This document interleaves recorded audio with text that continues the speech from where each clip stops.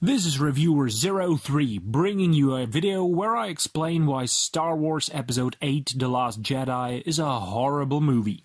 Now, for Star Wars fans, this movie is an abomination because it ruins the Force, Luke, Leia, and the expanded universe in general.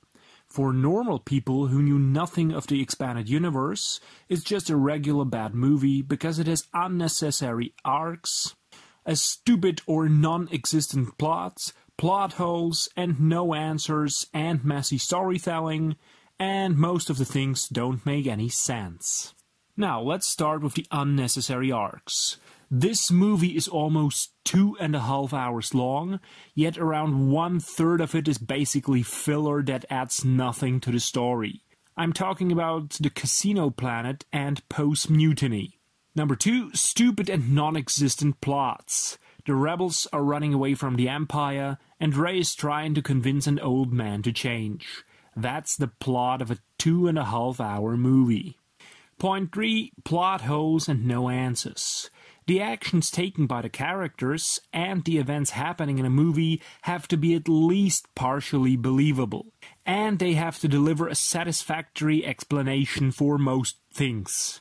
Like Superman can fly because he has superpowers. The most important questions arising due to the setting of a movie have to be answered, especially in a movie that is the second part of a trilogy and not a standalone movie. This does not happen. The Last Jedi fails to answer a ton of questions.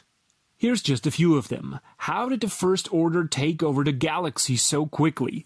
A few hours ago, the First Order was limited to the unknown regions, which are around 1/4 of the galaxy. Now they apparently conquered the remaining 3/4 of the galaxy in a matter of hours after just losing Starkiller Base. How? While today's civilian cruise ships have enough fuel for 24 days, hyper-advanced military space cruisers have only enough fuel for 24 hours. Why? Yeah. The rebels have enough fuel for one more jump, yet instead of jumping into a New Republic star system with a local defense fleet, or a system with an asteroid field, etc., they just continue to fly casually away from the First Order fleet. Also, if the First Order already took over the galaxy, couldn't it have spared a single Star Destroyer to approach the rebel ships from the other side? This whole chase doesn't make any sense. So who was Snoke? How is it possible that such a powerful Force user was never encountered or hunted down by the Jedi or Sidious? What did he do during the Clone Wars and the era of the Empire? How can Rey be so strong in the Force? She performs feats of a Jedi Master without any training at all. Yoda, Sidious, Anakin and Luke, all Sith and Jedi in the movies and the expanded universe had to train. Why doesn't Rey? Yeah, and why didn't anyone answer the distress call of the Resistance? I mean, there's a whole galaxy with millions of star systems out there, but nobody came to help them? As for the storytelling, yeah, that's just messy. The story jumps randomly from one location to another, back and forth, back and forth, back and forth.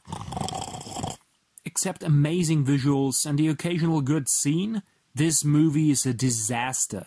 A YouTube reviewer like myself or an amateur filmmaker could have made a better movie. Just don't believe the so-called professional critics. They're either lying because they are bribed by Disney, or they are too stupid to comprehend that a movie full of politically correct crap, feminism, and so-called diversity can still be horrible.